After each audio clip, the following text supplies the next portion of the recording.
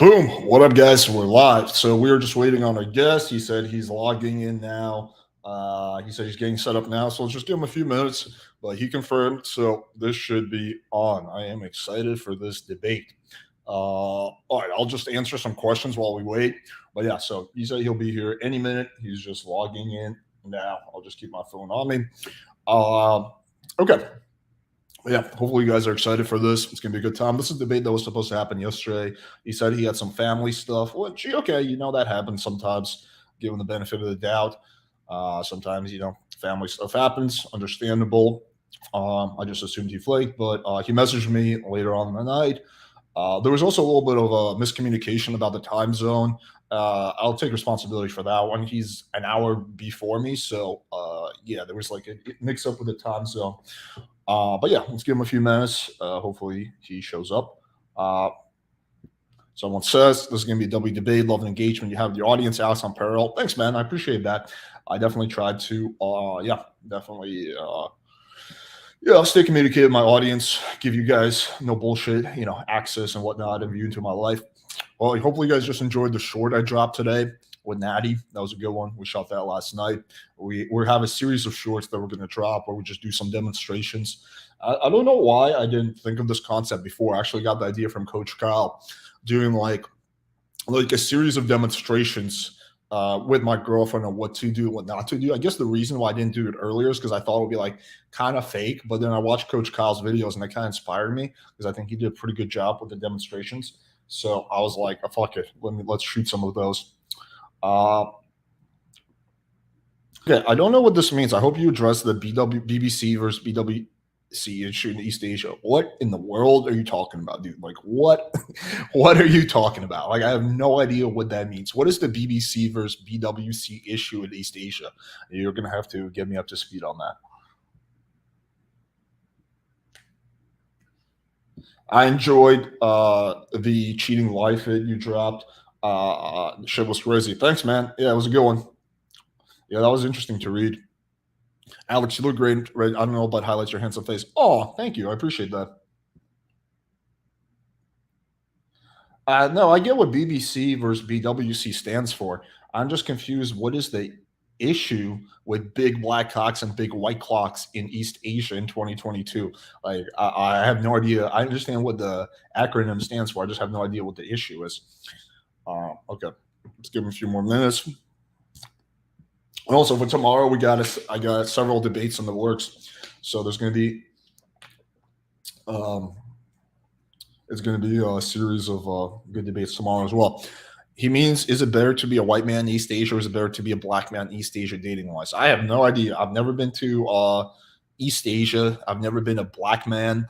And honestly, who gives a fuck? It's not like you can change your race anyway. Like, I don't even understand what the point of that question is. Like, it's not like you can change your race. So you're either going to be a white man or a black man. So, like, who cares? I don't know. Like, just that question makes no sense to me. Someone's like, bro, why is he obsessed with big? I don't know. Yeah, it seems like a fetish at this point. That's a weird question, bro. Yeah, I mean, any question is fair game, but that's an odd one. You're gonna have to explain why you find this important. Can you please let us know what your logic is for answering that question? Like, why exactly are you so curious about big black cocks and big white cocks? Alex, you're the best. Thank you, sir. Appreciate it. What's up, my man? Yo, yo, yo. Okay, so we're just gonna wait on this guy.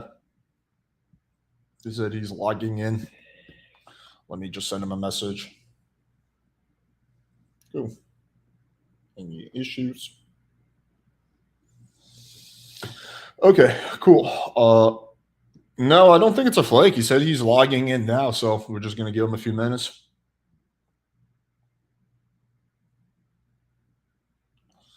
Hello, what's up, Michelle? How's it going?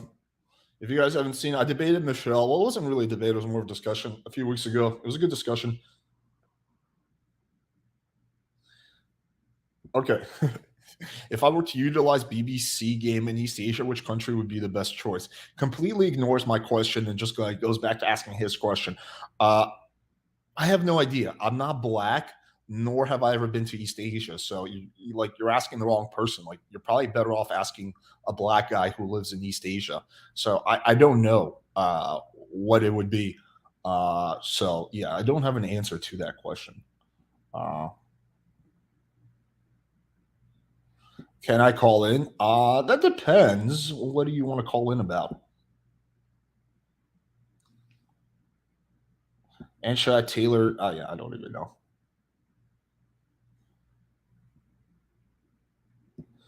First question you asked should be. He asked this question like every like live stream we do. Playing with fire. As someone who lived in LA, what's a good amount of likes per day to expect? I'm about to do a photo shoot with someone Facebook group. I'm going to use all your tips for good photos. To expect, I'd say like 20 to 30 likes a day is really solid. Out of your debates, which has been the most heated debate so far? Oh, definitely the one with the one that it was a recent one. It was like a week ago. I called it like heated TikTok SJW triggered TikTok SJW debate gets heated. That one. That was definitely the one.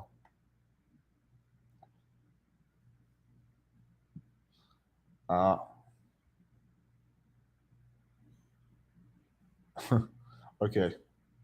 Yo, Alex, you mentioned big cities like Miami, really competitive for online game. You mentioned secondary. Can you name a few? Yeah, like Pittsburgh, Albuquerque, Phoenix. Although Phoenix is not really a second tier, it's sort of a second tier.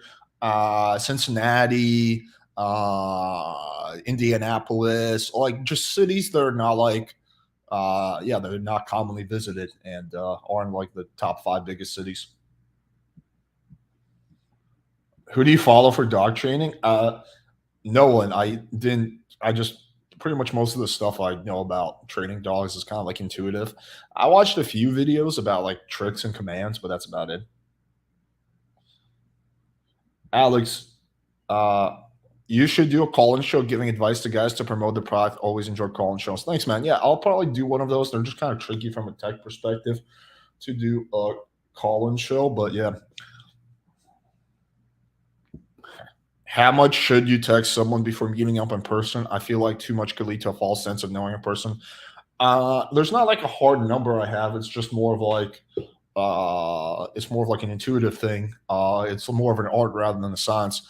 But I would say definitely build investment, but don't be their text buddy. Okay.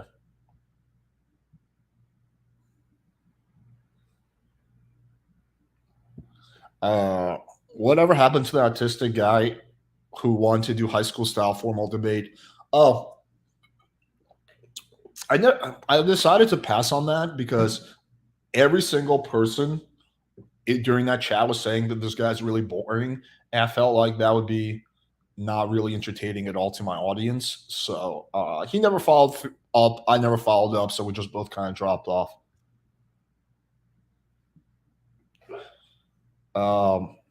Many complain about debates, but I think it's positive. Put ideas to the debate; they're also fun. Yeah, I agree. Um, Let me debate him, Alex. Yeah, sorry, but I have to pass. It wouldn't be fair to him if I like invite you on. Okay, there we go. Finally. Sorry, man. It's all good. How's it going? Going all right. Kids are being a pain in the ass tonight. Took me a minute. It's all good. Your audio is a little quiet. Is there anything you could maybe do about that? I could speak up. Or like maybe you could. What kind of microphone are you using? I'm just using the phone's the one on the phone right now. I don't have anything fancy. Oh, you know what? I wonder if it's going off with my earbud. That could be that. Yeah, because it's like. How about now? Quiet. This time better? It's guys. Let us know in the comments how the audio is, and if you guys can hear it well. If you guys are cool with it, I'm cool with it. But it's a little quiet on my end. But if you guys can hear it, then I can make do. So let us know, guys, in the comments. Do you have an option maybe to turn up the speaker volume by chance? Let's see here. Settings. Audio. The guys are saying that it sounds fine. So I think we should. Yeah, it's fine. It's fine. Yeah, it's good. Yeah, don't worry about it. People are saying it sounds fine, so maybe the computer's just quiet on my end. But either way, we'll be good. But yeah, anyway, thanks for coming on. So I'm glad we can make this debate happen. So do you want to start off with a very quick introduction about yourself so just people know who you are? Sure, man. Here, hold on, because now you're quiet on technology's being a pain in the ass, folks. I'm sorry. I can actually hear you pretty well.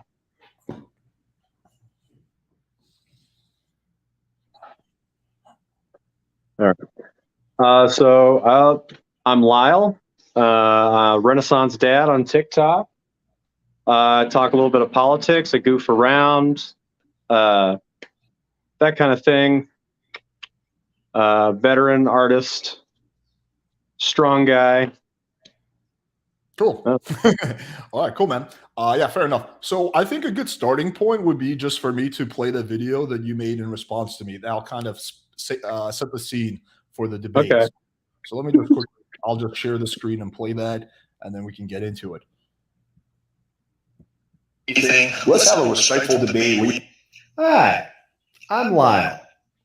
You don't know me yet, but you will. I don't just disagree with your content. I literally use your content and content like yours as a warning to my daughter. The slimy, vile, manipulative bullshit that dudes like you preach. That's not me being pejorative. That's Satan facts.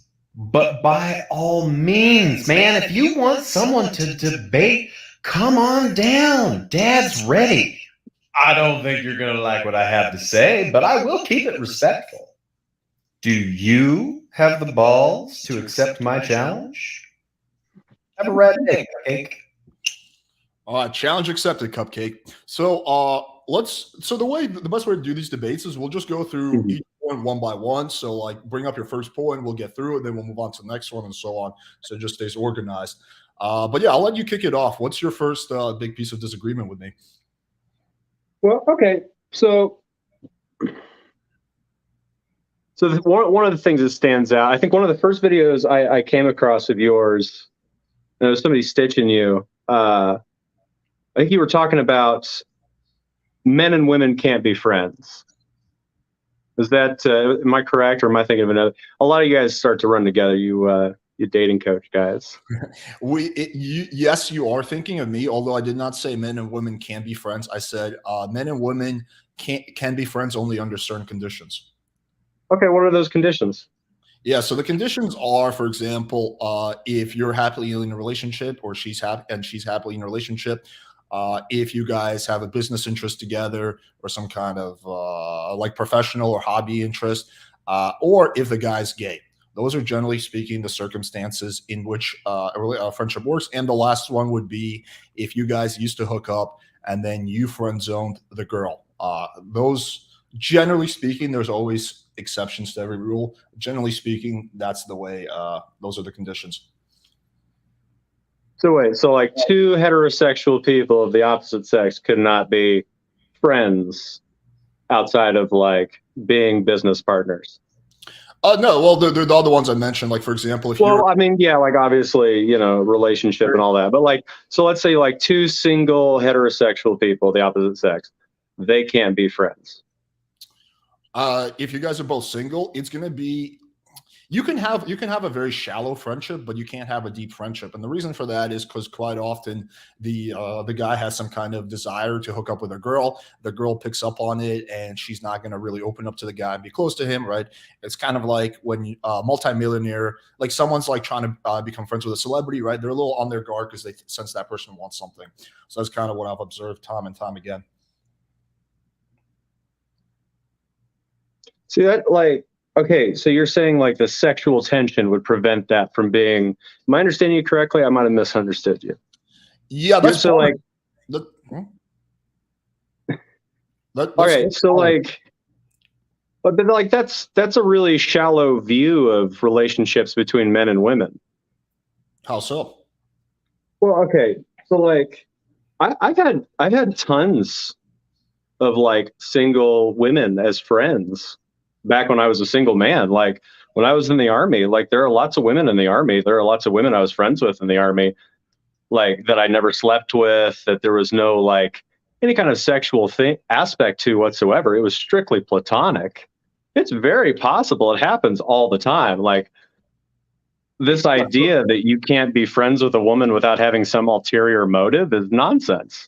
So the key word you said they're in the army, right? So that, again, that kind of goes back to you guys having a vested interest together, right? So you're both working in the army, right? So yes, that would qualify as the exception I mentioned. I mean, maybe if you're talking about somebody in your unit, but like I had friends that were like in completely different battalions and brigades. Like it would be no different than me being friends with somebody that lives up the street with me. For me, I see that as a little different, honestly. You guys are in the army. You're part of the same unit. You still have the same goal, even though you're different. No, we're not part of the same unit, though. That's what I mean. You're still part of the same mission, right? Is to whatever. No, not really, man. I mean, like active duty service. Like a lot of people kind of have it on this pedestal. It's really not. Like 90% of the time, when you're here in country, like when you're in garrison, it's not much different than a regular 9-to-5 job. And so like the person that lives down the street from you when you're in the army, it's really not a whole lot different than the person that lives down the street from you in the civilian world. Well, let me ask you this question. How deep were those friendships? Like, are you guys still really good friends? Yeah. Like we're still super close. So they're like really solid friendships. Would you say those friendships are as solid as that you have with your male friends? What's that? Would you say those friendships are as solid and impactful and deep as the ones you have with your male friends? Oh, absolutely. Absolutely. There are only really like 4 human beings on the planet who I would call my friend, and 2 of them are women. Okay. Yeah, I would still say that you guys are basically like coworkers because you guys are both in the army. You guys are both have the same mission, more or less. So that right, but neither of us are in the army anymore, though. Right, but the friendship, like we've both been out for over a decade. Yeah. But the friendship started when you guys were coworkers, right? So yeah, I mean, if you can name me an example that you have that doesn't involve you guys being like coworkers. Okay, like I've got deep friend. Like one of the other people who I would consider a friend to this day is a woman I went to high school with. You know, we still talk on a regular basis. Like again, 15 years later. You guys never hooked up? No. Let me ask you this question. Did you want to hook up with her ever? Yeah, there was like a brief period, like freshman year or something, I think. But it didn't happen? Yeah, it just didn't happen. Okay. And then you were just cool with it? Yeah. Okay. I liked her as a person. Yeah. You know, well, I mean, that's the thing. That's why I think like the friend zone, you use that term friend zone. I think that's a nonsense term. There's no such thing as a friend zone. Either you're a friend or you're not. No, there's definitely a friend zone. I mean, there's always exceptions, like I said, for every rule. But the friend zone is when a girl decides the guy who likes her is going to be just her friends. So the guy doesn't want to be friends with her. He wants something more, but she decides for them that at most they're going to be friends. That's what the friend zone is. It doesn't sound like your situations are friend zones. It sounds like you decide like you want to be friends with those women, which I think is different. Yeah. But here's my thing, like, then why are you continuing to be friends with that woman? If she's already said, hey, listen, I'm not interested in a relationship. If you're not interested in a platonic friendship, why do you continue to be friends? Why would anybody continue that friendship? Oh, I completely agree with you, but that doesn't change the fact that millions and millions of guys every single year do that. Like a whole bunch of guys, they just go along with it. And because in their mind, they secretly think that maybe at one point she will realize how great they are, right? And then she'll change her mind, right? And once in a blue moon that happens, but very rarely. So yeah, I agree with you. That's pretty dumb to be friends with a girl and you want something romantic and she doesn't want that. But that doesn't change the fact that a whole bunch of guys, like millions of guys, actually still do that. Okay. So, I mean, so what it really is, the only thing that we really disagree on is a semantics thing then. Oh, okay. Yeah, I mean, it sounds like personally, I'm not a fan of the word friend zone because what that implies is a sort of victimhood of men who are rejected by women. And it's like, well, you're not a victim. She's just not into you. This because like a lot of men, especially incel men, and I used to fall into this trap when I was a very young man. I used to fall into this trap of being like, oh, I got friend zoned by this chick. And actually, the woman I was talking about earlier, the one I'm still friends with, educated me, pulled me aside because I said something about being friend zoned by another woman. She pulled me aside and she said, that's fucking nonsense.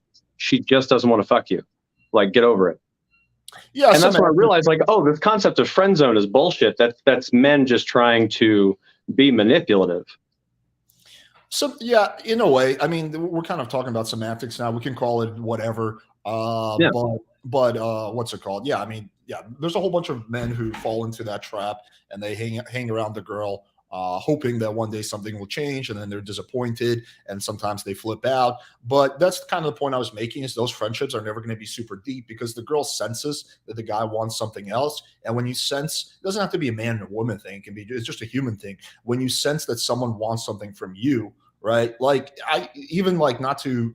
I don't know how to say this without sounding like cocky, but like now that my channel is growing, I've become a little more popular. I do sometimes notice that like some other YouTubers who want clout, like like something feels a little off about the friendship, right? So it's like that type of thing is when you're like you sense the person has an ulterior motive, that friendship will never be truly as deep. So it doesn't sound like we're disagreeing though.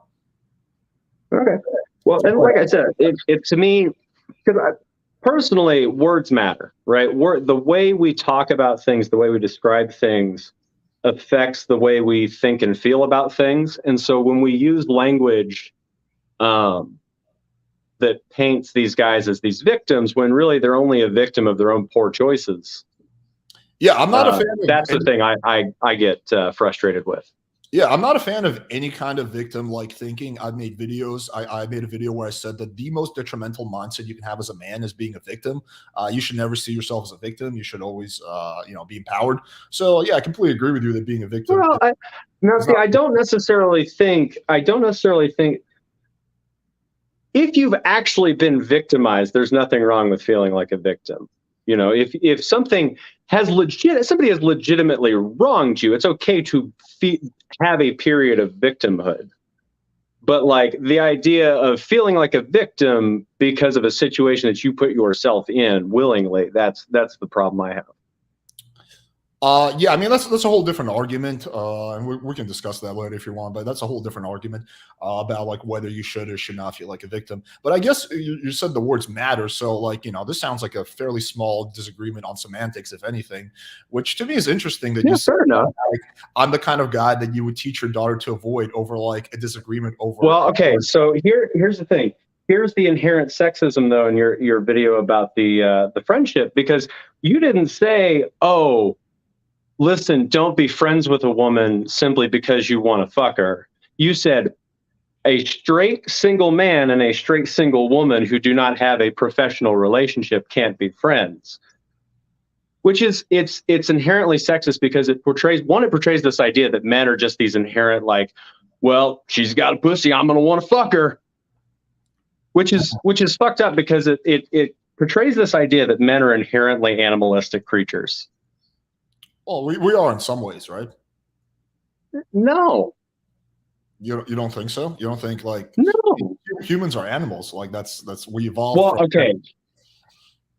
Let me use a different phrase then. Inherently, what's a good word? Horny, right? There's this idea that men are just these absolute horn dogs that can't control themselves, and so naturally, if a straight single man and a straight single woman are friends, eventually he's going to try to fuck her. Some men have better level of impulse control than others. It's not just men, it's women too.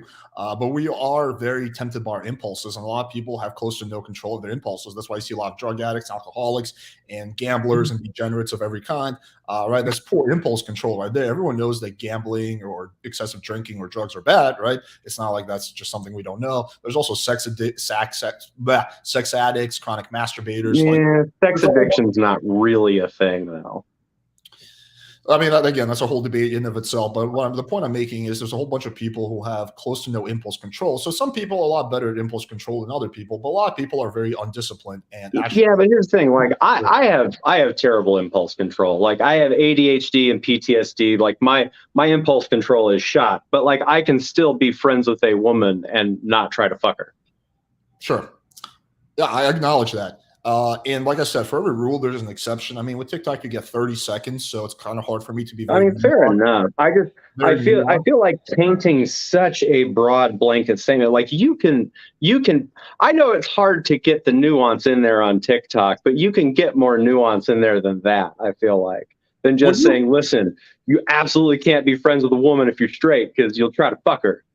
Well, no, that's Like not that's not what I said in the I know video. it's I know. Obviously, I'm being pejorative there. I'm sorry, but Would you agree with me that a lot of male to women friendships, are tainted by the fact that the guy's trying to hook up with her? I don't think that's necessarily the case. You don't think so? You don't I've think known, like I've known lots of people who have had like opposite sex friendships, platonic friendships with women. Like it's not that uncommon.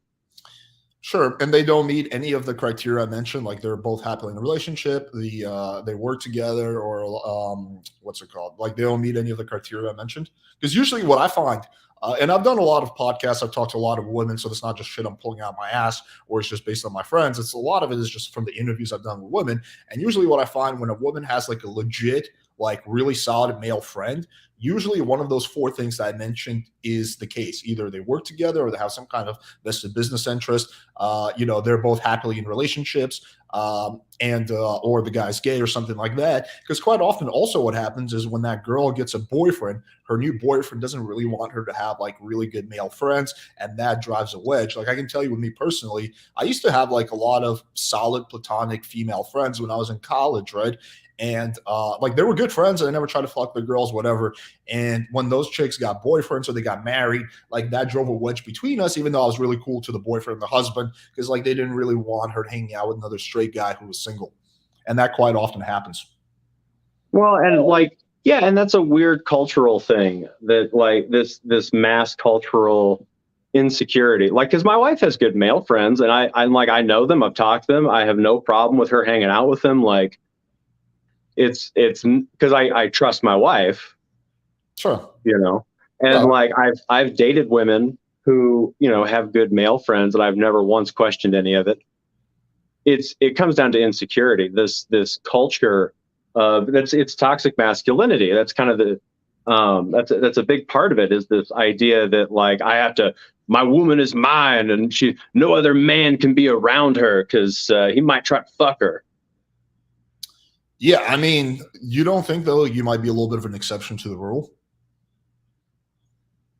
Meaning like you're pretty secure and you're cool with your wife having male friends, but a lot of husbands and boyfriends are not. Right, but what I'm saying is I think a lot more men need to work on being more secure. Yeah, I I agree. mean, they need like entirely too few men stop and go, why do I feel this way? Right? We have a culture that is very repressive of young men's emotions, right? Yeah. I mean, that's a thing that men's rights activists talk about. And it's like, well, yeah, I will definitely meet you in the middle on that. But that's part of this patriarchal society that says, well, you're a boy, you can't cry. You're a boy, you can't be upset. Yeah. You're a boy, you have to be tough. And then so what that teaches these young men is they grow up and the only emotion that they are told they can express, or that they are made to feel that they are allowed to express, is anger, right? So you have all these angry young men running around the world because they've grown up being told that they can't express themselves. Yeah, so we're in total agreement about that. One, I think that, yeah, you should be secure. And I have a girlfriend, she has some male friends. I mean, there's limits to that. I think there should be reasonable limits. But, I'm cool with her having like some friends under the right circumstances.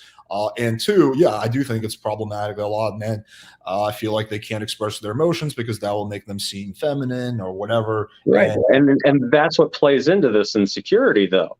Because they have to prove their masculinity. That's where masculinity becomes toxic. It's not being masculine. Like, I'm a big, tough, burly guy with a beard. I'm a veteran, and like I do all sorts of manly shit, right? But also, I'm okay walking around with a fucking rainbow on my shirt because I don't have to prove my masculinity, right? When masculinity becomes toxic, it's when these men have to start proving how tough they are. They have to be this alpha dog, right? I got to be this alpha. And they got to prove that shit. And they got to prove, like, I own my woman and she can't hang out with dudes because I don't want them around my woman. Yeah, I generally agree with you, dude, about all that. It doesn't sound like we're disagreeing on that at all. What is the initial disagreement? So the initial disagreement is the scope to which a man and a woman can be friends. I mean, it sounds like you agree with me that. Honestly, I'm gonna be honest with you, man. I was planning on spending this 30 minutes going back through your content again because I hadn't looked at it in a while. So I'm actually a little bit unprepared tonight. So I'm gonna apologize. Really though, I'd like let's.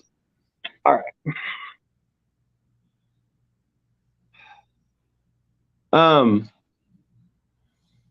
I think there's probably a lot more that we agree on than we disagree on. Would you concede with that? I don't know you well at all, but from this very limited conversation, it seems like we've agreed on more than we disagreed on. So yeah, probably. Because I'm a firm believer that most people, like outside of like absolute extremes, most people probably agree on more shit than they don't. Now, yeah, whenever I do debates, I usually find that we're not as different as we thought, with very few exceptions. There's been some people who are just pricks, but aside from that, like 95% of the people I debate, we like, oh, we actually didn't disagree as much as we thought we did. I guess I just found it like interesting because you use like some very strong language in your reaction video. I did. And I'm going to be honest with you. I did that on purpose. Yeah. I'm sorry. I did that on purpose just to get your attention. That's really all it was. Oh, I was shit posting. I was trying to get some hype built, and then like work and family life kind of went ape shit for a couple of weeks, and my attention kind of died down on this stuff. You didn't need to do that. You could have just messaged me and said, "Yo, man, I want to have a conversation." That's all. That would have been sufficient. I'm pretty down to do debates, so yeah. So I actually don't like to do debates. I'm not going to lie. I think debates are pointless in a lot of ways. Like, I think if you're talking about like a moderated debate, it really not even. So here's the problem with debates: is you can use a lot of really bullshit tactics, and I'm not saying you're doing that at all, mind you. But there's a lot of because like I did debate club back in the day, and there's a lot of really like shady tactics you can use to make your opponent look silly and without ever actually saying anything significant, right? Like Ben Shapiro does that shit all day. Just fires shit off as fast as possible before you have a chance to refute any of it. So I'm not a fan of debates. What I would prefer to have is just a conversation. Yeah, we can call it whatever. But okay, so back to this. So you're saying that you don't actually think I'm worse than Hitler, and that I'm not. I never said you were worse than Hitler. Well, no, there is. All right, here's the thing. There is an air, and maybe I might have judged you a little too harshly at first, but I do think there's some problematic undertones in a lot of your content. Let's talk about it. Well, like I said, man, I'm unprepared today. So I apologize. I'm usually not this underprepared, but that time zone kerfuffle really got us. Do you want to do a part 2 when you have a chance to go through it, or what do you want to do? We could potentially. I mean, I don't want to look like that. I don't want to be that guy that comes in and looks silly and backs out. Well, is there anything you can think of that you disagree with me on, aside from the friend zone thing, which doesn't even sound like we disagree that much on it? I don't know, man. There's this.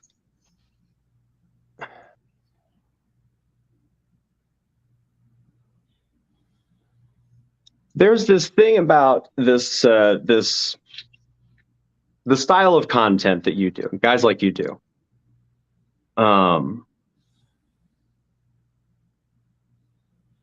There's always this air of like, here are these cheat codes to getting women. There's always like, and you've definitely got a few videos that have that sort of vibe. Like, there was one like what I think it was like tricks to get her to unblock you. Wasn't that the one that Drew stitched of yours? That was one of them, yeah. Yeah, like that's really manipulative behavior. What you're talking about, the blocking video?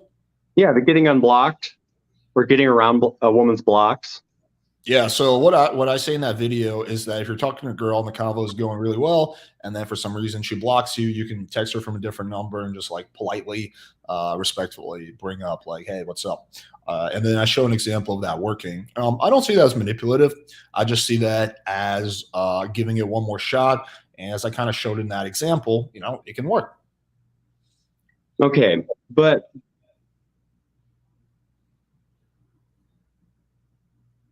when a woman blocks you, how do you not look at that and go, "Oh, that's her putting up a boundary"?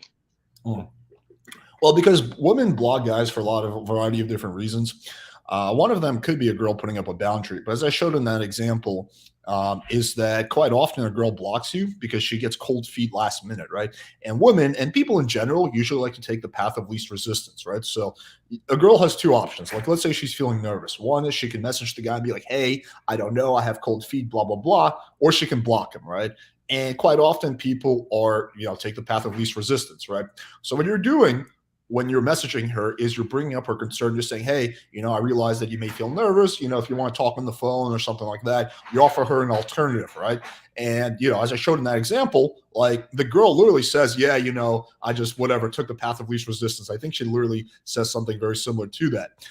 So it can be a boundary, but not necessarily, especially if you didn't do anything bad. So if you weren't creepy, you weren't, whatever, you didn't do anything wrong, then usually it's not a boundary. It's usually her taking the path of least resistance.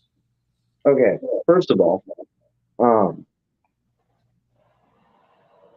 why would if she's going to do something like block you because she gets cold feet, why would you want to pursue that person? Well, that's up to each guy to decide how much you want to pursue a girl. That's up to each person to make. For example, are you familiar with who Grant Cardone is? What? Are you familiar with who Grant Cardone is? Grand Cardonis? No, Cardone. Well, Cardone. he's like one of the most famous like internet salespeople ever, right? Like he's super Oh, famous. yeah, no idea. So he has a really famous story where he talks about how he met his wife. And it's a really fascinating story. So he says that there was this woman that he was introduced to. He really liked her. He would call her once a month, every month for 2 years, and she never picked up. So he'd leave her like a friendly voicemail, and he would be like, "Hey, if you're still up for it, I'd love to get a drink with you." Right? She ignored him for 2 years. On the 24th month, I guess second year, she finally picked up or returned his call, whatever, I forget. And she was like, "Wow, I admire your persistence. Okay, let's have a drink." And they're married now. Now, look, would that be something I would do? No, like I would give up on like the second phone call. But it does show you that persistence can be very attractive as long as you're not being creepy or pushy, right? So honestly, that sounds creepy. That sounds like coercion and Stockholm syndrome. they're married now with kids, happy together. I mean, yeah, Stockholm syndrome. It's a thing. But you don't know who he is. I mean, you can't make the claim that his wife. Obviously, I can't. I'm not a doctor. I can't make any diagnoses. I'm just making jokes here, folks. Okay. But okay, like you said, there may be some exceptions, but at the end of the day, to me, if a woman blocks me, that's a very clear sign that that's a boundary. But not necessarily, right? Wrong. Like, no, look, again, I've never once heard of a woman like this. Honestly, really something that sounds fishy to me. This idea that there are so many women out there blocking guys simply because they get cold feet. Because I've talked to plenty of women about this sort of thing, especially over on TikTok. And like, I've never once heard a woman say, "Oh yeah, occasionally I'll block a dude because I'm too nervous to date him or whatever, like, or I get cold feet." Like that, I'm not buying it, man. I'm not gonna lie. Like at the end of the day, like somebody blocks you and you try to get around that shit, like that'll get you kicked off a lot of social media accounts. I mean, for good reason. When you say you don't buy it, do you mean like you think I made up the example, or what do you mean exactly? I think maybe like it's possible that it happens, but I don't think it's as common as you're trying to make it out to be, that as a justification to try and get around a woman blocking you. I mean, I have no like studies or data on how common it is. I think largely it depends on the guy, and Right. because So you've heard some anecdotal evidence that this sort of thing happens, and you're like, okay, that's a good enough reason to just ignore somebody's very clear boundary that they've set by blocking you. well, we're both going off anecdotal evidence right now. Neither one of us has any studies, so we're both going off. I mean, but like, I've never met a woman. Like, I've talked to, literally talked to like hundreds of women throughout my life about this very thing. Like, I've never met a woman that's like, no, I just block people for funsies. Well, not for funsies because they get cold feet, but I mean, I've talked to thousands of women like on my podcast, so we're both going off anecdotal evidence. I don't have any data like how often it happens. I guess it's just like, do the means justify the ends, right? So like what are you doing when you're sending the girl the message? Like, am I saying you should barrage her or harass her or message her from 20 different numbers? Of course not, right? Even if that was, let's say, more. Okay. Hang on, How many of your followers do you think though watched that video and saw it as a green light to harass women? Oh, here's the trick to getting around her block. None, close to none. I think I'm pretty clear, like in a lot of my videos, that you shouldn't harass girls. You shouldn't, you shouldn't barrage them. I mean, I think I'm pretty clear on that. I always say that. But see, if you there's actually been a lot of sociological research done on this. I don't have the name of the study off the top of my head, but I can look it up after this live stream. But basically, what researchers have found is that about 10% of your following is going to take anything you say like verbatim serious and like to the nth degree, essentially. So I guarantee you, at it's not a small amount of men who saw that video and went, "Oh, that means I can harass her now." And they did, and mind you, they're not saying that in their heads. They're not saying I can go harass this woman. They're saying to themselves, "Well, he just said it was okay to get around her block and message her because she might just have cold feet. So I'm going to go ahead and message her, even though she's set clear boundaries. I'm going to go ahead and message her anyway because maybe she just has cold feet." Yeah, well, okay. And they don't see it as harassment, but that's what it is. Yeah, so let me address that because you brought up multiple things.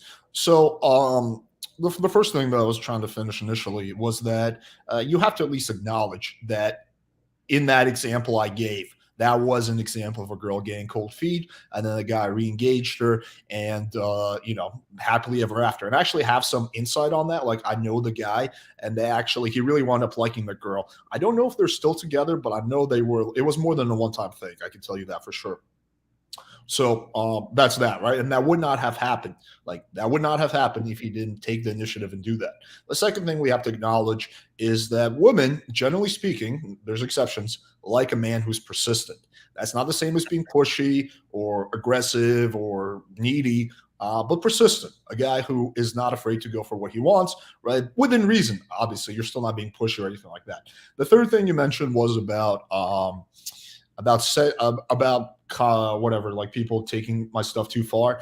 Yeah, I mean, I think that a content creator should not be held responsible for what some crazy fanboy does. That's kind of like a hammer store being responsible if like Ted Bundy comes in, buys a hammer, uses that hammer to kill someone. So, I mean, I think I do give enough like preambles and like disclaimers where I say like quite often, yo guys, like don't harass the girls, don't barrage the girls, don't do that. I think I've done that fairly often to the point where I shouldn't be held responsible just because there's some crazy motherfucker. And I've also never heard any stories. I'm not saying it can't happen, but I have over 100,000 subscribers. Like, I hear a lot of stories. I've heard stories from girls saying, yo, one of your subscribers or fans messaged me, right, because they're using my lines. I've heard plenty of stories of that, but I've never heard a single story of a girl saying, yo, this guy who's a fan of yours just went crazy on me or harassed me. I haven't heard that story once. Well, the vast majority of women who get harassed or worse don't report it, right? Like, they don't tell anybody about it because nothing ever gets done about it. It's kind of a big problem in our society. Yeah, I mean, again, I say quite often, send one text. If she ignores you, just move on. I think I'm pretty clear on that. I mean, do you feel like I should be held responsible for what some like crazy? No. Let me clarify. I don't necessarily think you should be held responsible, but I think it's something you should really really think more deeply about. And I think because I don't think you're getting as much nuance into your videos as you think you are.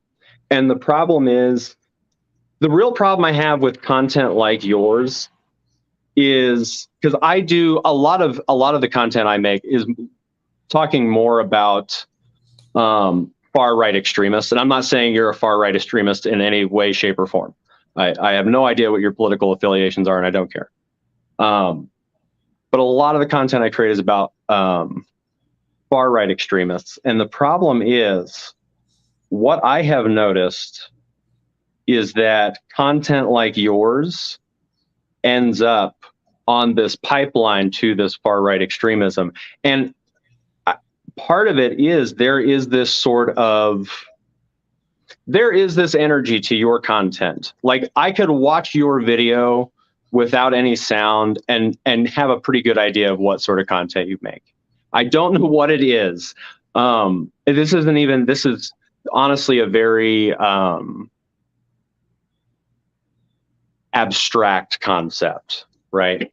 But I wonder what it is that draws people from your content to these, and content like yours. And I'm not trying to put any sort of burden on you. Let me be clear. I'm not saying you are responsible for anything per se, but like, I always wonder what it is that puts you on that pipeline.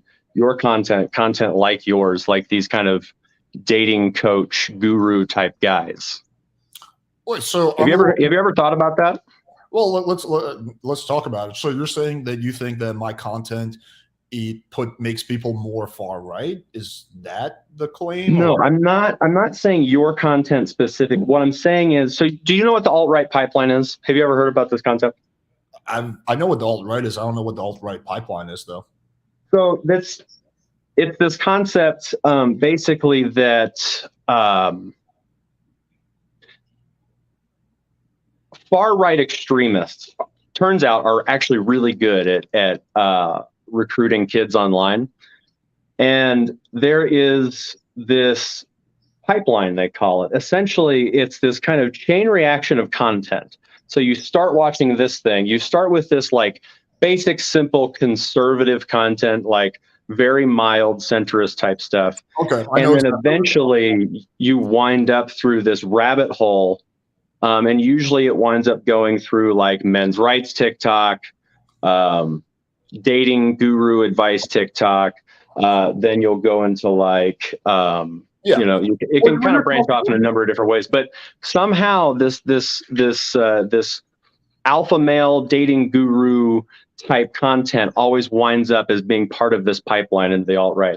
I wonder if you are. I wonder if you're even aware of it. It doesn't seem like you are. No, I know what you're talking about. I just called something different. So what you're talking about is what was described in the documentary, The Social Dilemma, how the internet makes people more polarizing because of the way the algorithms work. What I think you're confused about is it doesn't just happen with people on the right. It happens with the leftists too. You might start off. Yeah. No, I'm not saying it doesn't. Left, and then you become like a communist, right? So yeah, it happens with both sides. It's not just with the right. It's also with the left. In terms of politically, I'm probably closer to the left than I am to the right. I'm probably a moderate. Again, I'm not trying to make any assumptions at all about your political stance. I'm just. Well, so I know that's out of left field. I'm gonna be honest with you. Smoked a joint right before this, so that's why I'm a little scatterbrained tonight. Okay, well, let's just hang on. Let me just address what you said, because you said a lot. Yeah. I want to address it. Yeah. We'll just go one at a time. So in terms of my political beliefs, I'm probably closer to the left than I am to the right. I'm probably an old school liberal, kind of like Bill Maher. That's what I would say, or a libertarian. So definitely not right at all when it comes to most of my beliefs. So yeah, I don't think that's a fair categorization that like my content would make people go right. I think people will come to my stuff for dating. I don't think anyone really gives a crap about my political beliefs. That's certainly not why they tune in. The few times that I've talked about politics, everyone seems to get bored of it and tune out. So I think that's just, I don't know. Like, I would be curious to see what is your evidence for that like dating coaches turn people more right.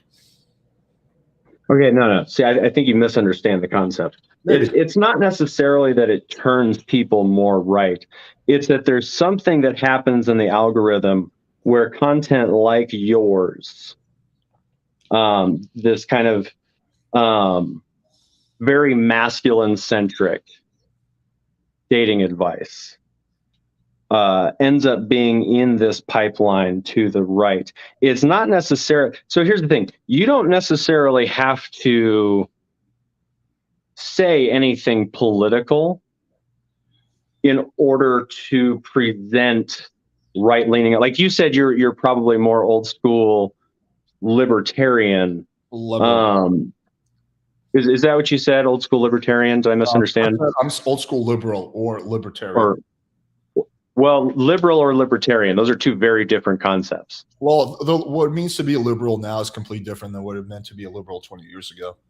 Oh, well, yeah, I would agree. But what I'm saying is if you're talking old school libertarian or old school liberal, those are two very different things. No. I'm talking either old school liberal or current libertarian. So an old school liberal is much similar now to what a current libertarian is, right? So those two have swapped. I mean, not to get too deep into politics, but I mean, libertarian today is very much center right at most. Yeah, a lot of libertarians just believe in free speech and like hands-off government, which is what a lot of liberals used to believe like 20 years ago. But now they seem to believe in all kinds of other shit. All right. Well, that's so off topic. Let's focus on the issue. Yeah, absolutely. Yeah, and again, I don't want to say that. I don't want to say that. This is not a statement about your personal politics or anything like that. Is it a statement about dating? Part of fascist ideology. And again, I'm not saying that you are fascist in any way, shape, or form. Okay. Let me be clear. I want to be very clear about that. Because you're not, as far as I can tell, you're absolutely not. Definitely not a fascist. But part of the fascist ideology is this sort of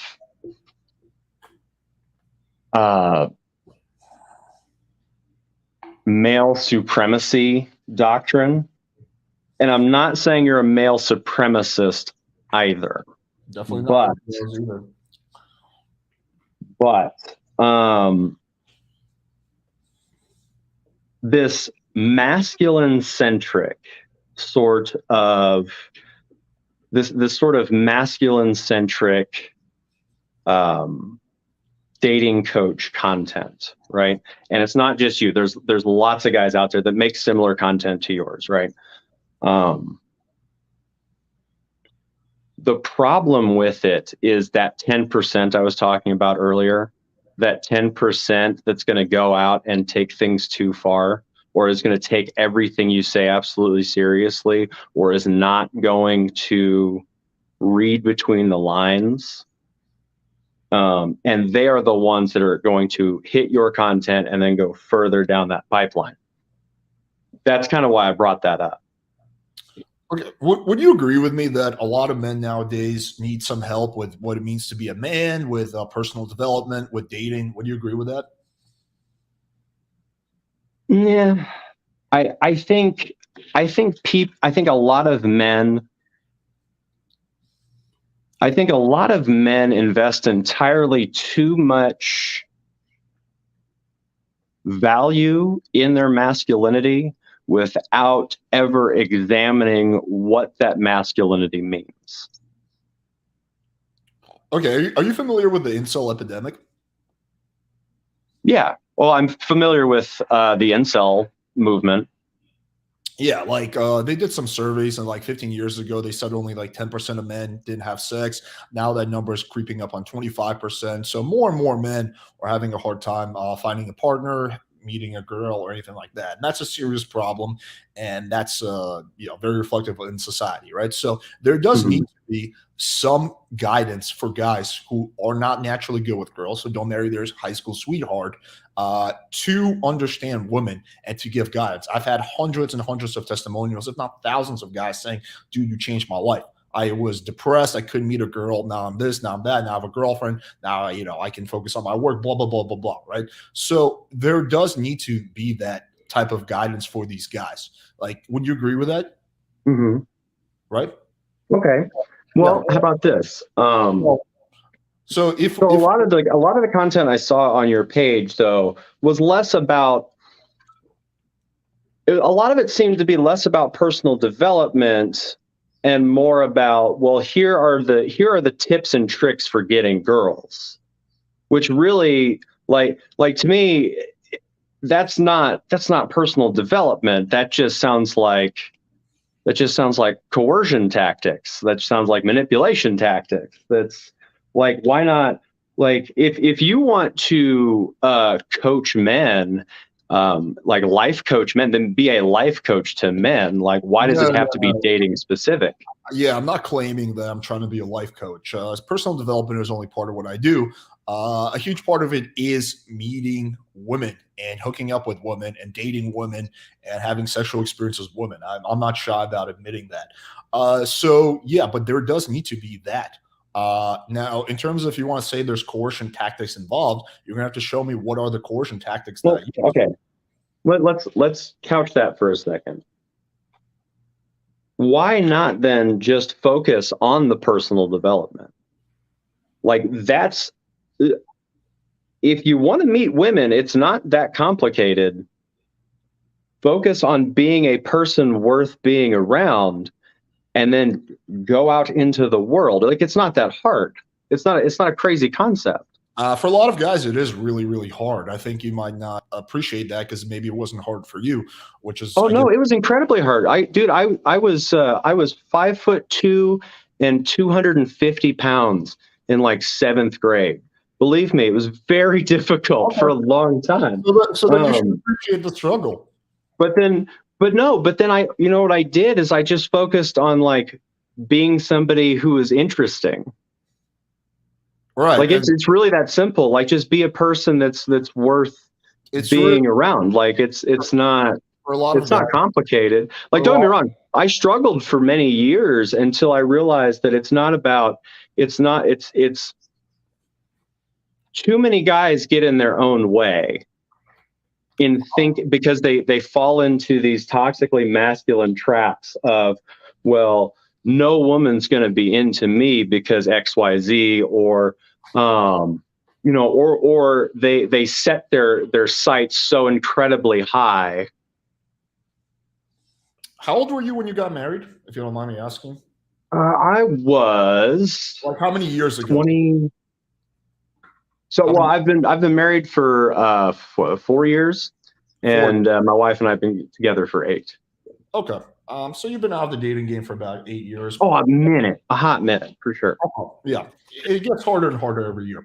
So maybe you're not like just you've been out there for a while, but for a lot of men, it's not that easy.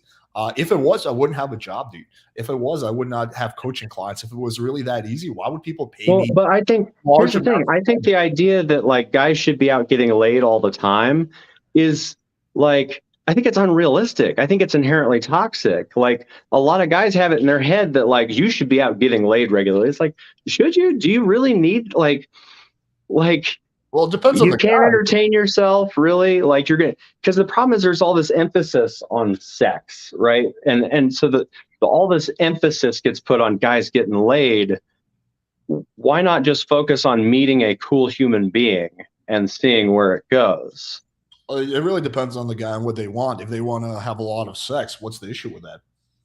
I don't necessarily say that there's an issue with that, but I'm just saying, like, it just sounds like you didn't want that, which is fine. You want more to have a serious relationship. That's cool. Oh no, like, look, okay, I'm not saying there's anything wrong with wanting to have a lot of sex, but what I'm saying is there is this slippery slope that happens where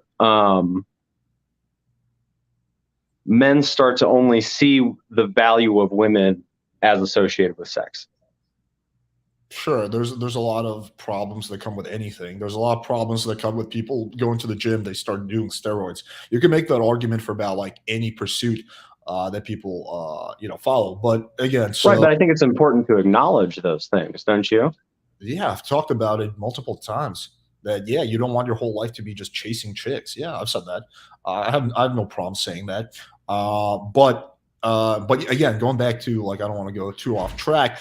The initial thing is me teaching men how to be better at dating and sex, you acknowledge that there's nothing wrong inherently with men who want to having lots of sex. So why is it bad that I teach them how to do that? Like, why would I need to switch to personal development when there's a whole other element that I'm interested in covering that people need help with? Because a lot of the tactics, again, a lot of the tactics that you use are inherently manipulative and coercive. Again, going back to the getting around the block thing, like I'm sorry, I don't care what you say. That's coercion. Like, that's manipulation. You are purposely stepping around a person's boundary. That alone is really dangerous stuff to put out there. So is it manipulation or coercion or both, in your opinion? Well, it's manipulative. I guess maybe manipulative. Well, it's really what it is would be, I don't know, harassment isn't quite the right word. The point is you're when somebody sends you a block, they're sending a very clear boundary. And this idea of, well, I'll just get a different phone number and text her from that one. That's toxic. That's abusive. Like, that's not okay. Okay, so but you said initially it was manipulative and coercive. So do you not feel, so which one of those? I want to figure out which one of those it is, or if it's both, or if it's something else. Like, so do you feel? Well, it can be. I mean, obviously, different situations. So, all right. So let's talk about it. So, like, let's say I'm texting a woman, and she decides to block me. Right. And I go, oh, well, why did she block me? That's weird. Now I could go, well, either she'll unblock me and explain why, or she won't and just move on with my life. Or I can go get another phone and go get a burner phone and text her and be like, why did you block me? And so now that puts her in a situation where she goes, oh shit, I set a boundary, he stepped over it. Right? That puts her in a defensive situation potentially. And now she has a couple options. She can either be like, well, I blocked you because of XYZ. But then she has to worry about, well, is he going to get angry and come for retribution? Because here's the thing, like, she doesn't know that you're not, some abusive asshole. She doesn't know that you're not some guy that's going to show up at her house at 2 o'clock in the morning and fucking, murder her. She doesn't know that. And so what often happens is a man will overstep this boundary and a woman will placate him for her own safety because she fears for her life. Yeah. And that becomes coercion and manipulation. That's when it turns to coercion and manipulation, whether you're conscious of it or not. Okay, so let me try to understand. So you're saying that the act of texting her from block number is not coercive or manipulative in of itself. It becomes those things if she sleeps. Well, the act of overstepping that boundary is toxic. It's harassment is what it is. Okay. Now then you also tack on this coercion and manipulation when you are texting this person and trying to convince them to go back on their own boundary. Okay, I really want to figure this out. So it's not in of itself manipulative or coercive, it's just toxic and harassment. Is that correct? Well, okay. Because you said the initial problem was that content like mine is manipulative and coercive. So I'm trying to figure out what exactly is because that is the goal of getting around the block is to coerce this woman into lifting this boundary that she's just set. Okay, so I think we should start with how do you define coercion? What's your definition of coercive? Well, there's lots of different potential definitions of coercion. There's a lot of nuance to that. So let's say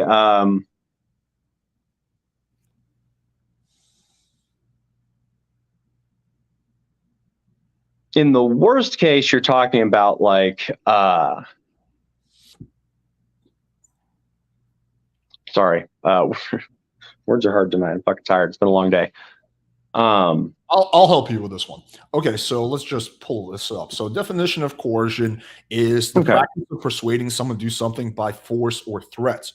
So yeah, this would not meet the definition of coercion because there's no force or threats involved. No, but see, there's when it comes to sex and relationships, there's more nuance to it than that because, again, a woman does not know that you're not a murderer. So many women get murdered by random dudes on Tinder or on a dating site or like random dudes online or even by their own boyfriends and guys they're in relationships with. Like this is why when like women say yes, all men, what they're talking about is the fact that like, I'm going to go out on a limb and assume you're not a murderer. Okay. I know I'm not a murderer, right? But neither of us wears a sign that says I'm not a murderer, you know, and most murderers don't wear a sign that says I'm going to end you now. Right. So like women have to be concerned. They have to be on guard anytime they talk to a man. And so if a woman puts up a boundary, if they block you and you overstep that boundary again, now some women are going to flip the fuck out. Because I know some women who like if she blocks a dude and she's gonna flip the fuck out and make a big deal about it, make a man feel silly because it's a big deal to overstep that boundary. But a lot of women are going to placate men because they are scared because they have to worry about potential repercussions of their actions. So I wonder how many of those cases where a woman goes, "Oh, I just had cold feet," was actually a woman being like, well, actually you gave me bad vibes and I blocked you. And now you've overstepped this boundary, which gives me more bad vibes, but I'm worried you might do something. So I'm going to just kind of placate you and look for an out. Yeah, I mean, I don't think a girl's going to meet up with a guy if she gets bad vibes from him and thinks he's creepy, no matter how she feels. The problem with Well, that, what I'm saying is if it's a situation where like you've already met up before, maybe if there's a situation where maybe you know where she lives, or if you know about like where she works, or if you have some way, it's really easy to figure out where people live these days. Like the internet's a scary place. yeah, I get that. Let me explain the problem with that logic. The problem with that logic is you can make that argument about literally anything that has to do with human interaction. So you could say that, well, it's problematic when you ask a girl on a date because she doesn't know you're a serial killer. So she feels like she has to say yes to the date because if she doesn't say yes, you will kill her. And then she has no choice. But see, here's the thing though. The difference there. Hang on. Let me just finish. Okay. Please.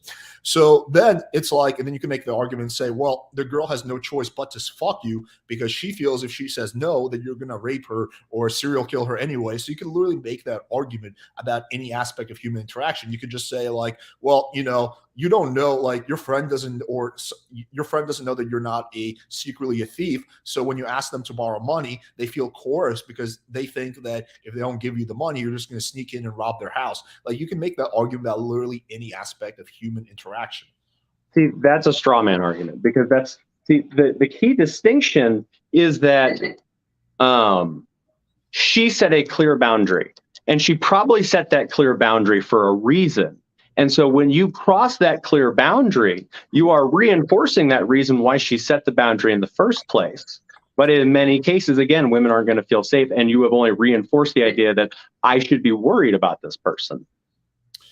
You could make the argument that this involves a violation of a boundary, but I think you'd be really hard pressed to make the argument that there's any coercion involved in this because, again, there's no. I would first of all, I would never in a million years advocate that because that would be highly illegal. But aside from that, also for ethical reasons. But yeah, so I don't know how you're going to make the claim that just texting her with a very nice message, right, saying, "Hey, you know, I know this may see, you know, blah blah blah." Well, but you're okay, but you're still. It's the idea of crossing that boundary is not okay. Like in what world is that okay? Where if somebody sends a very clear message, I don't want to talk to you. I have blocked your number. And you go, fuck that. I'm going to text you anyway. Like that's fucked up, man. Okay. So now you're saying it's a violation of boundary. It's not coercion, right? Well, I said it was a violation of a boundary from the beginning. Okay, so but it's not coercion, right? It's just a violation of boundary. it's a method of coercion, right? You're going past that boundary so that you can convince them to go back to pull that boundary back. But where's the force? There's always, whenever a woman is talking to a man, there is always a potential threat of force. But then couldn't you say that every single part of a man to woman interaction is coercion? Yeah, and women have been saying this. Well, here's the thing: if So according to if you have a rapport, like there's a difference between like there's a difference between like interactions between my wife and I and interactions between me and some strange woman, right? Now, where you cross that line of coercion is when you cross that, when somebody puts up a clear and present boundary and says, hey, don't fucking talk to me. So this would be no different. Imagine if you're walking down the street, right? And you see a woman and you go up and start talking to her, and she does like the IRL equivalent of blocking you and just straight up puts the hand up and walks away. Right? Now, if you went and chased her down and asked her like why she did that, you don't think that's a creep move? Yeah, I do think that's a creep move. I want to get back to the initial question though. But that's the same thing, Lo. That's the same energy. You're just doing it online instead of in person. Okay, so the way you explained coercion is you said that anytime a man talks to a woman, unless they're like married or something like that. So let's No. Anytime you have a man being an aggressor when a woman has set a boundary, right? Anytime you have a man crossing a woman's boundary in order to get what he wants, that's when you have coercion. Okay, so it's not because if you cross that boundary, what other boundaries are you going to cross? Okay, because this keeps changing around, so I want to understand this. So you're saying that initially I've been pretty consistent. Well, like 2 minutes ago, you said anytime a man talks to a woman, that's not what I said, though. That's not what I said. What I said is there is a power imbalance between men and women at all times. And so when you have this situation where you have a man who disregards a woman's boundaries that she has put up so that she can feel safe and comfortable, that man has now become the aggressor in that situation, whether he realizes it or not, right? And so because there is always that power imbalance between men and women, because generally speaking, right, most men are much larger than most women, right? Sure. We would agree on that. There are obviously exceptions. There are plenty of women out there who could probably beat the ever living shit out of me. But like, I don't think that creates a power imbalance in most situations between a man and a woman. I think I've seen quite a few situations where the woman has the power in the dynamic. Actually, in a lot of ways, women do have the power. Really, because like at least 1 in 6 women has been sexually assaulted in their life. And it's likely higher than that because most women don't report it. There is absolutely a power imbalance between men and women because there's kind of a big problem with rape in our country. Like, no, there's a massive power imbalance between men and women. Are you crazy? Rape talk to women. Are you serious? I thought you said you talked to thousands of women. What are you talking to them about? Have you asked them about this? Whether or not they feel like there's a power imbalance between men and women? I talk to women all the time. So yeah, rape is an illegal crime. The vast majority of men are not rapists. Right. Absolutely. All right. So yeah, most men are not raping women. There's different ways to think about it. The reason I say but can you tell the difference between a rapist and a non-rapist? Me personally? Yeah, can you? Depends on how well I know them, I guess, and what they're saying. No. If you just saw two people you didn't know, one's a rapist, one's not, can you pick out the rapist? I mean, I can probably get like a vibe sometimes. I don't know. Depends how long. No. Just pictures, right? If you just see two people, if you just see somebody walking down the street, can you look at them and go, nah, that guy's not a rapist? No, I cannot. Right. Women can't do that either, right? So women have to be weary of every single man that they meet because they don't know when that shit's coming. I agree with that. A woman should be weary when she's meeting a strange man. The point I'm making. And so when you send this red flag of you put up this boundary and I don't give a fuck, I'm gonna go around and text you anyway. That is the automatic, hey, I don't give a fuck about what boundaries you have set up for your safety. I'm gonna trample right over them. Okay. So you're automatically demonstrating yourself as a threat. Can you please not interrupt? Like we have to talk one at a time. Okay, so let's just go one at a time. And there's so many points. So let's try to address each point. So the first one you mentioned is the power imbalance, right? There's different types of power imbalances. Yes, the if you look in terms of physical risk, obviously men are stronger, and there is that potential risk, right? But there's also other power imbalances. For example, women are typically the gatekeepers of sex, right? So women, until you guys have sex, women has the power to decide when that's going to happen, the vast majority of interactions. So there's different type of powers at play. That's not a power imbalance. That's just called consent. Because you could be the gatekeeper of sex as well. Yeah, but that almost never happens. By that logic. Usually women are the gatekeepers of sex. Do you disagree with that? Yeah. So you think men are the gatekeepers of sex, or you think? I don't think anybody's a gatekeeper of sex. It's sometimes you want to fuck and sometimes you don't. Like some people have different sex drives and have different levels of desire. Some people want to fuck all the time. Some people don't want to fuck very much at all. Some people go through dry spells and wet spells. Like there's no gatekeeping. It's maybe she feels like having sex or maybe she doesn't, but that's her right. That's her prerogative. That's not gatekeeping. I'm not saying it's not her right. She's fully entitled to decide when she wants to have sex. Right, but it's still not gatekeeping. When a guy and a girl go on a date, 90% of the time, who's the one that decides whether sex is going to happen that night? Typically, the guy is down no matter what. It's the girl who makes the decision. Are they going to have sex on the first date? Are they going to have sex on the second date? Are they not going to have sex at all? Like, are you disagreeing with that? Because I think that's like pretty well established, like fact that women are typically the ones who decide, okay, I'm going to sleep with this guy on the first date, or I'm not going to sleep with this guy at all. I'm going to make him wait 3 dates. Like that's just common knowledge. I feel like, I mean, I don't know, like you're really for one, that's kind of a sexist oversimplification of male female interaction, but also like, what is sexist about that? This idea that like women are chaste or women are the ones that are going to decide, or this idea that dudes just want to fuck all the time and are just always so horny and down to fuck all the time. Like it's nonsense. It's these weird heteronormative gender roles you're throwing around. Are you really saying that men are not typically very horny and want to have sex with girls they find attractive? I think society tells men they're supposed to act like that all the time.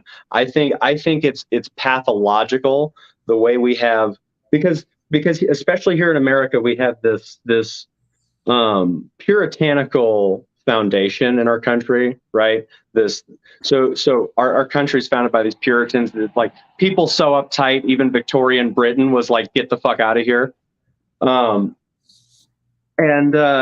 And so we have these undertones in our nation, and it's made us very weirdly sexually repressed. So then because of that, we have these weird, these weird kind of societal norms. But it's like that in every single country. It's not really. What's a country that's an exception? Well, so for instance, like, in Afghanistan, it wasn't about like you talk to guys over there. They're not. Obviously, everybody gets horny, but it's not like well, I just have to fuck all the time. Like that's a very uniquely Western concept. No, I'm not saying you're misinterpreting my argument. I'm not saying men have to fuck all the time, but I am saying that generally speaking, men want to have. But that feeds into that idea that like dudes are just always down to fuck. But we have to acknowledge facts. We can't deny. I feel like you're projecting. I feel like dudes like you are always down to fuck. And I'm not saying like, I think people, I think people are often down to fuck. But that's like not even True. Like I have a fairly low sex drive and I have a girlfriend who I'm pretty happy with. Like, so no, like I'm actually, no, like I actually don't fall in that category. But generally speaking, like men, want to have sex with a lot of girls, right? And women are the ones that decide whether sex is going to happen. That's why in the gay community, a lot of the gay guys, they fuck around with hundreds and hundreds of guys, right? Because then there is no. That's a huge, like, that's a nonsense stereotype. That is a vast oversimplification of a huge group of people. But because part of the gay community wants to go fuck around constantly, but like most of the gay community has like roughly the same sex drive as anybody else, and like they're not necessarily just going out and fucking everybody left and right. Like, and it's kind of a harmful stereotype because it perpetuates the idea that that queer people are promiscuous and I don't think gay people are promiscuous. I think men are promiscuous. So you don't think in the gay community the average guy has a much higher body count than a man in the a straight community? Well, I'm pansexual, so like I'm in both categories, male sex and female sex, and like my fucking body count is not like astronomically higher than other people's.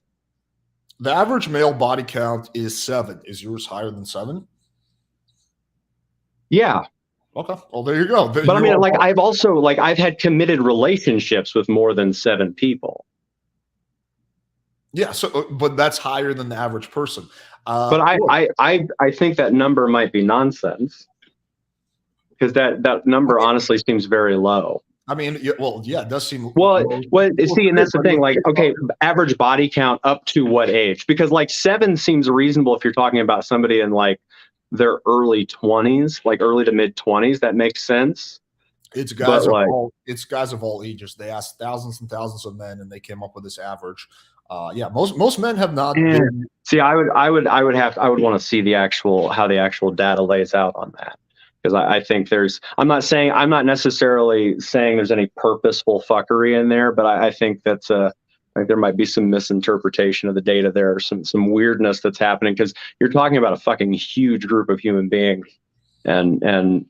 But how do you know that the study is biased when you haven't even seen the study? Well, I'm not saying it's biased. I'm saying I think there might be some shoddy work. Okay, I mean, because the idea that just based on taking an average of every single age group that are going to have vastly differing numbers simply by virtue of like a large portion of them have been on the planet longer than the others. Like the 15 to 20-year-old class is not going to have as high a number. Is going to be a tiny little number compared to the like 40 to 45 class, for instance. And that creates some weird skews in statistical data. Okay, let me pull up the study right now. Actually, here I'll share the screen. I'm actually gonna hop off of here, man. Because it is ridiculously hot. I know. I'm sorry. I'm dying. I didn't bring any water out here, and it is like 98 degrees. You want to just go right now? Do you want to just grab a water real quick while I pull up the study? No, actually, because I do have some work I have to get done tonight. But if you would like to do this again in the future, we can, and maybe I'll come a little more prepared, and we can have a more constructive conversation, maybe. Yeah, because I feel like we're just getting to like the good stuff now. We're trying to unpack these arguments. So yeah, man. If you have to go, I'm not gonna keep you. But yeah, so I got the study. Okay. A 2017 survey of 2,180 people from the US and Europe from UK Health Services Superdrug Online Doctor found women had a lifetime average of 7 sexual partners. Men had an average of 8 sexual partners. So yeah, and there's actually been multiple. But see, that's not the study though. I want to see the actual study. That's just an article. And then here it says of 1,000 LGBTQ found to have an average of 30 life partners. So yeah, and I can pull up the study. Okay, accept cookies. Okay, to gain better understanding, we So when discussing a male were more likely on the hand. Okay, so this gets into how the study was done. Women said, okay. Well, yeah, the long and short of it, these studies can get super long, is that it was 8 for men, 7 for women, versus with the LGBTQ community, it was it was 30 life partners. Oh wait, I didn't share the second screen. I can send you this stuff later though. But yeah, so That'd be great, man. Yeah, send me a link. I'll take a look at it. I'd be fascinated by it. studies seem quite legit. I mean, like, yeah, like there's multiple studies, but yeah, so there's a huge discrepancy between the number of partners, whatever a gay person has had on average than a straight person. Again, a lot of that has to do with the fact that that in the gay community, right, men are horny and they just fuck each other, right? Versus in the straight community, women typically are like, whoa, like I'm not ready for this. So well, there's also a lot fewer consequences. Like the consequences tend to be much less severe as well when you're talking about same-sex casual intercourse, right? Because you can't. What's that? The STD risk is way higher if you're having anal sex. Actually, the STD risk being higher in the gay community I think it might still be somewhat higher, but it's really not that much higher than heterosexual sex. And the only reason there's that kind of skewed data is because of things that happened back in the AIDS epidemic that has skewed the data on STD rates in the gay community for a few decades now. Well, it's not just with gay community; it's with anal sex in general. Anal sex with HIV risk is much riskier than vaginal penetration. Yeah. Well, for one, we have an HIV vaccine now. Yeah, I'm not claiming. What I'm saying is the potential consequences between gay partners versus heterosexual partners is much less severe because a woman has the potential of pregnancy to deal with. Okay, which is a massive undertaking. You're not going to have to deal with that. So, I mean, yeah, I could see within certain communities those numbers being higher, for sure, and definitely within certain age groups those numbers being significantly higher. But really, like millennials and Gen Z have less sex than our parents did. Yeah, for sure. Well, this goes back to what I was saying earlier with the insult. But a lot of it is not. It's not sexual gatekeeping. It's a cultural thing. Like more people are waiting longer to get married. More people are not as sexually don't feel the need to be as sexually promiscuous as they were. And yes, there's also like incel culture, but those are toxically masculine dudes who are they are incels by their own choice. Like, even though they say they're involuntarily celibate, bullshit. Because just have a personality. Have a personality that isn't wah wah wah. I can't get laid. Like, bro, it makes it easy when you're sitting in my shoes or your shoes. But trust me, I've coached these guys. I've talked to them. It's not really nearly as easy as you're making it out seem to be. Well, It's not easy. It's not easy, but what they really need is to deconstruct these toxically masculine ideals that are preventing them from having interaction with women. Because that's really what it comes down to. Is like, because you see one of two things, right? You've got the angry incel that's like, women are shit, and blah, blah, right? And everybody obviously hates those fucking assholes. And then you've got the guys like the friend zoned guys that like put these women up on this pedestal, and they will be perpetually quote unquote friend zoned forever by every woman they ever meet. They put these women on this pedestal, but that in and of itself is an inherently toxically masculine trait, because you're turning women into a monolith. You're turning women into this trophy, this thing to be won, rather than a human being to be loved, honored, and respected. How many incels have you had this deep discussions with? Not a lot, to be honest. I've had discussions with a lot of them, and I can tell you that very rarely is the issue that they're too masculine. Actually, quite often the issue is that no. Listen, understand. You don't have to be like a stereotypically masculine person to subscribe to toxically masculine ideals. Like what? So, for instance, this idea of putting women on this pedestal and making them this prize to be won. That's not a masculine idea. That's a very feminine idea. If anything. No, that's a very masculine idea, because you're objective, because that is an inherently objectifying trait. You're treating this woman like she's a thing that you can possess, that she can be won, again, rather than a full and complete human being that should be loved, honored, and respected. But you're saying that putting a woman on a pedestal is a traditionally masculine idea? Like Yeah. Because that to me seems like a very feminine idea. Because that's like not like a real alpha man. He's not going to put a girl on a pedestal, right? He's going to focus on real alpha man, first of all, doesn't use words like alpha man because that's a bullshit concept. I mean, again, going back to semantics. It's a nonsense. It's a nonsense concept. No, but for real though, I do actually really need to get off because I do have some work I have to get done tonight. But we can do this again sometime if you like, and I'll try to come a little more prepared this time. Sure. It was good. It was a good start, we'll say. I agree. Can I ask you one quick question before you go? Because this is going to be sure, absolutely. And I don't mean to get too personal. No problem, man. The question is, you mentioned something very interesting though. That's like on my mind. How does it work? Because you said you're married, but you also said that you're pansexual. Like, how does that work? Like, how do those two things coincide? I'm just like super curious. Well, my wife and I are monogamous, so I fuck my wife. Okay, so you. Okay. Yeah, it's no different than anything else. That this happens a lot, especially with bisexual men. You don't necessarily see this the other way around with bisexual women, and that's just mostly because like dudes hear bisexual woman and they're like, oh, cool, threesome. But this happens a lot with bisexual men, where it's assumed that like because we're bisexual, well, how does that work if you're in a monogamous relationship? Because she's not a dude, and it's like, well, no, but she's the one I'm in a relationship with. So it's not like I'm going to go fuck around simply because I happen to also be like, so for instance, I'm going to assume you're straight. You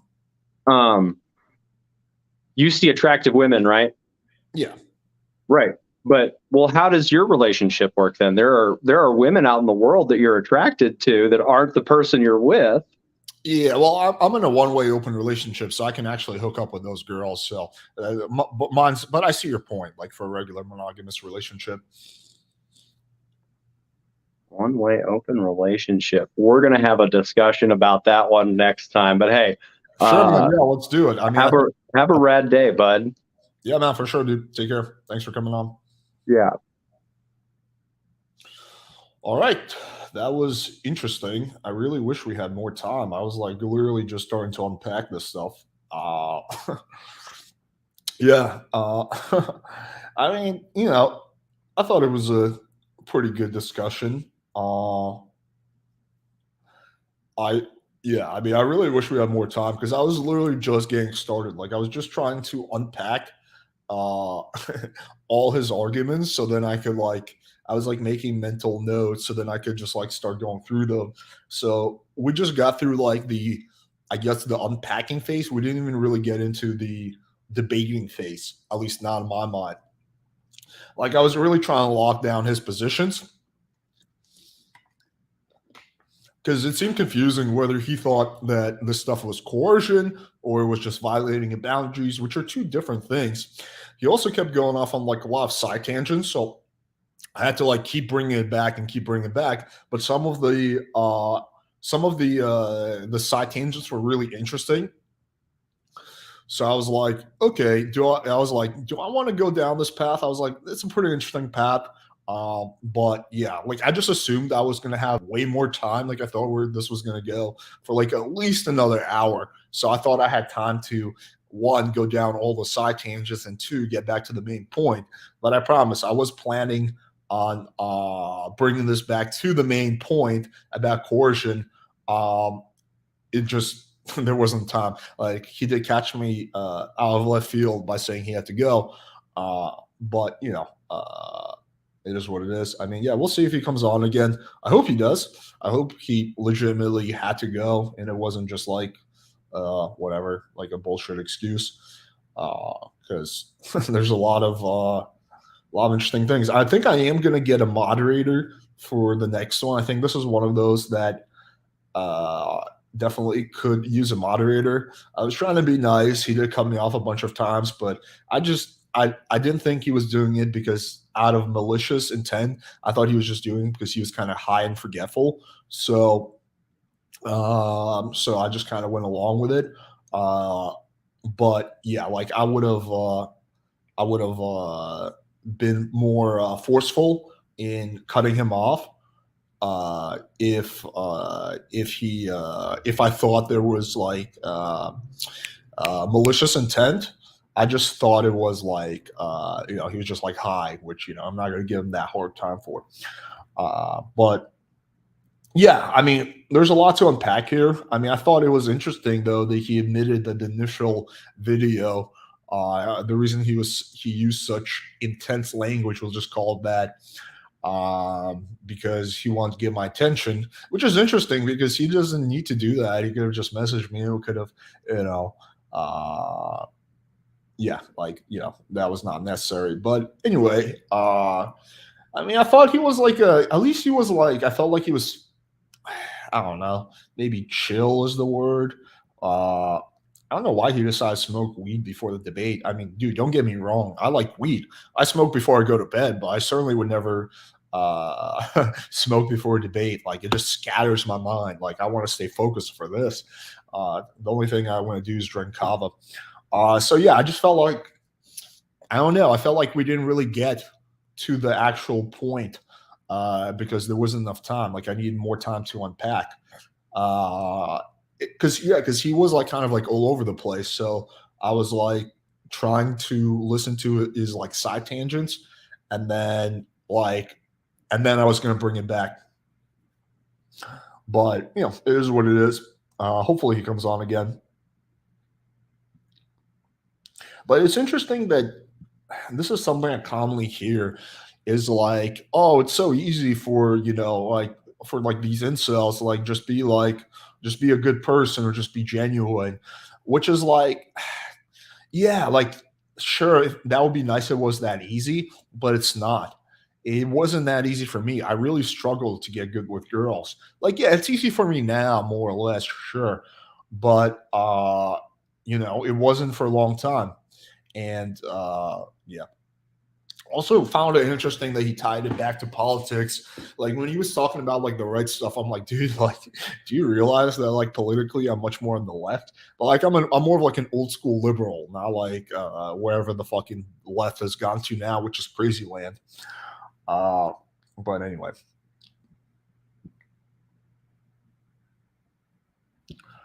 Why didn't you fact check him on the HIV vaccine comment? Because it was a side tangent. It was irrelevant.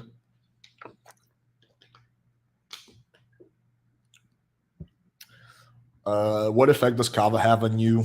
Yeah, it's very similar to alcohol without any side effects. That's the best way to explain it.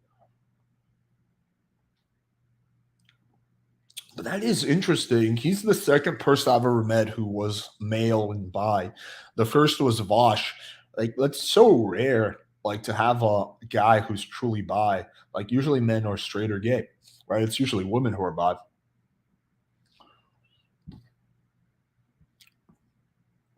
Okay, I'll go through a few questions.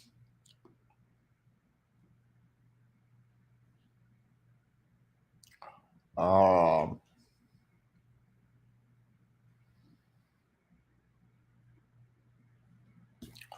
what other questions do we have?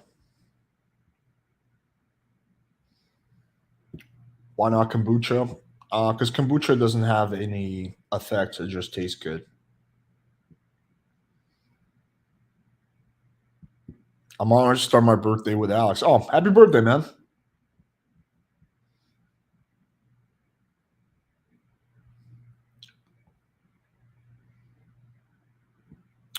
I enjoyed this chat. Look forward to the next one. Hopefully the next one does happen.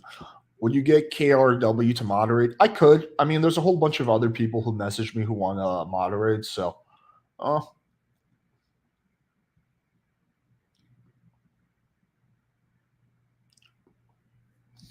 don't know. Let's see if there's any other good questions. Yeah, I definitely did not get to unpack many points.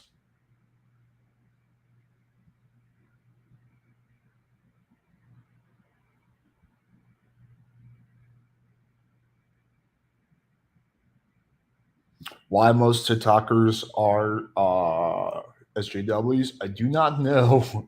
I do not know. Is there any good questions?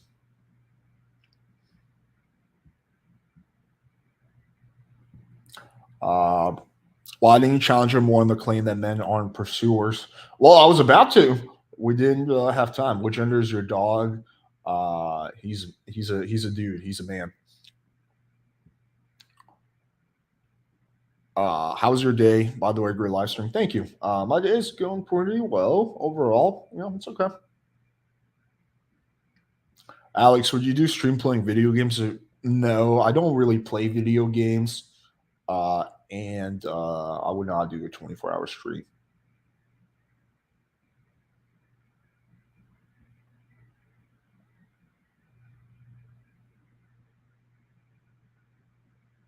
When are you gonna get some money? Come party in Miami or Chicago with me?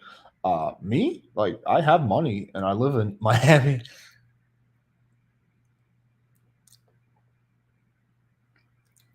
Alex, could you have Natty moderate since she's a woman? Yeah, potentially if she's free, sure.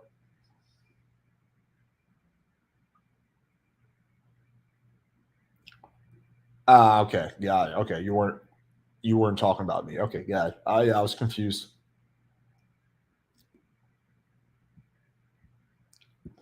How big of a bump is it to your dating life if you get jacked? A pretty sizable one, I would say.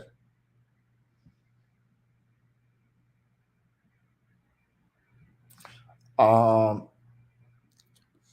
Alex, did you up your lake count today? No. I haven't upped my lake count in over a month. Yeah, I've mainly been hooking up with Natty, i.e., my girlfriend, and I hooked up with a chick I hooked up with like 6 years ago, a few days ago. Yeah, like I said, it was funny when he said, like, "Are you sure you're not projecting?" I'm like, dude, like, I actually don't have a high sex drive. I really don't. Like, I would say my sex drive is definitely below average. So, uh, like, I definitely get like all the sex that I want, like for sure.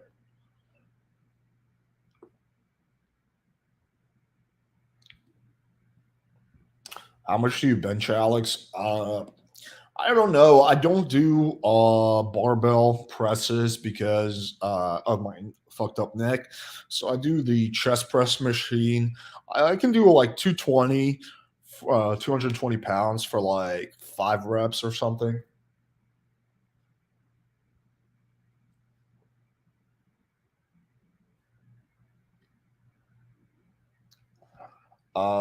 Low T, Alex. No, I take TRT, so my testosterone levels are through the roof.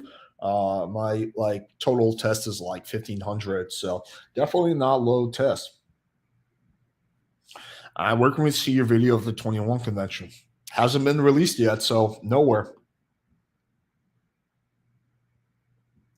Yes, I do live in Brickell.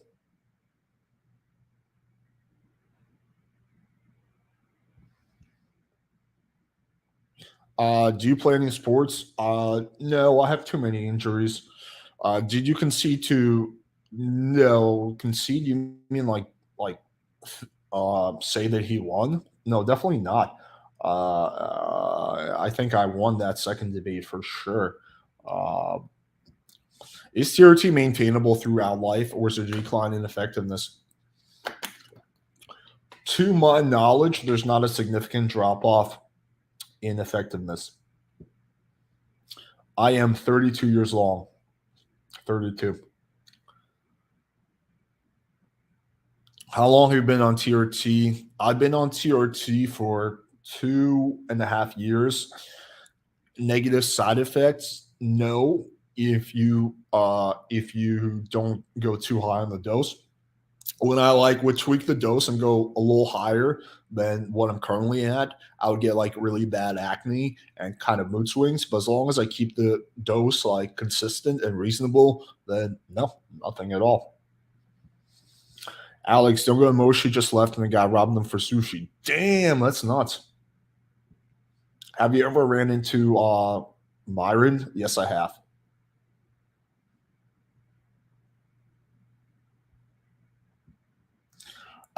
Alex, I'm 6'2", in good shape. I'm starting to notice I'm getting choosing signals. Am I probably attractive?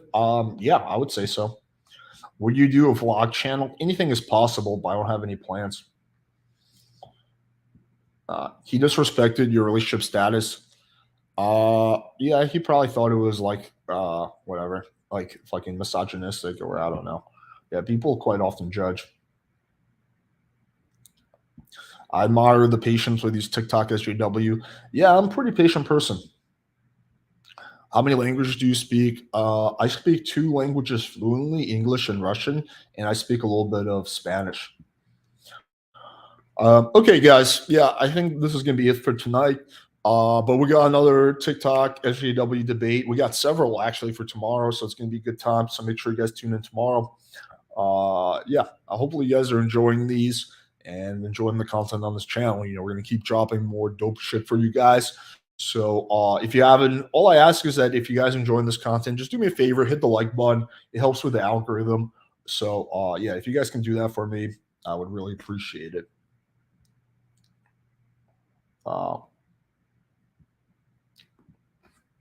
Do you think being a lefty is genetic? Funny enough, okay, I never told this publicly, but I was born a lefty, and my parents back in like Russia, that was considered like really bad and like whatever. So they literally spent like years training me to be a righty. So I'm a righty now. That was before, like in Russia at that time, it was considered like bad to be a lefty. Now it's obviously the opposite. So I was like trained to be a righty basically, which is interesting.